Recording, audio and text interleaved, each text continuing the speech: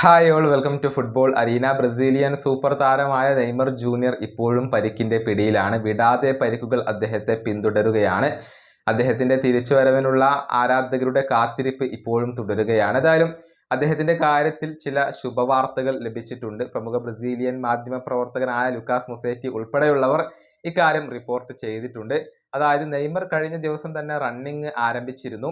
ഇപ്പോൾ ബോൾ കൊണ്ടുള്ള ട്രെയിനിങ് കൂടി ആരംഭിച്ചു എന്ന വിവരങ്ങളാണ് പുറത്തേക്ക് വരുന്നത്. റിപ്പോർട്ടിലെ പ്രസക്ത ഭാഗങ്ങൾ ഇങ്ങനെയാണ്. നെയ്മർ ജൂനിയർ ഇതുവരെ ജിമ്മിലായിരുന്നു ട്രെയിനിങ് നടത്തിയിരുന്നത്. എന്നാൽ കഴിഞ്ഞ ദിവസം അദ്ദേഹം കളിക്കളത്തിലേക്ക് മടങ്ങിയെത്തിയിട്ടുണ്ട്. താരം റണ്ണിങ് ആരംഭിച്ചിരുന്നു. വളരെ വേഗത്തിൽ തന്നെ ഇഞ്ചുറിയിൽ നിന്നും മുക്തനാവാൻ ഇപ്പോൾ നെയ്മർ ജൂനിയർക്ക് സാധിക്കുന്നുണ്ട്. മാത്രമല്ല, നെയ്മർ ബോൾ കൊണ്ടുള്ള ട്രെയിനിങ് ആരംഭിക്കുകയും ചെയ്തിട്ടുണ്ട്. എന്നാൽ തനിച്ചാണ് നെയ്മർ ഇപ്പോൾ ട്രെയിനിങ് നടത്തിക്കൊണ്ടിരിക്കുന്നത്. ഇനി അടുത്ത സ്റ്റെപ്പ് ടീമിനോടൊപ്പം ട്രെയിനിങ് ആരംഭിക്കുക എന്നുള്ളതാണ്. അതിന് ഇനിയും മുന്നോട്ട് പോകേണ്ടതുണ്ട്. അധികം വൈകാതെ തന്നെ നെയ്മർ ജൂനിയർ തിരിച്ചെത്തും എന്നാണ് എല്ലാവരും പ്രതീക്ഷിക്കപ്പെടുന്നത്. വരുന്ന ജൂൺ മാസത്തിൽ 2 വേൾഡ് കപ്പ് യോഗ്യതാ മത്സരങ്ങൾ ബ്രസീൽ കളിക്കുന്നുണ്ട്.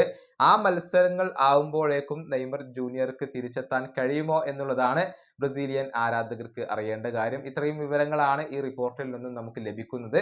ഏതായാലും പ്രതീക്ഷിച്ചതിനേക്കാൾ വേഗത്തിൽ തന്നെയാണ് നെയ്മറുടെ ആ ഒരു റിക്കവറി ഇപ്പോൾ നടന്നുകൊണ്ടിരിക്കുന്നത്.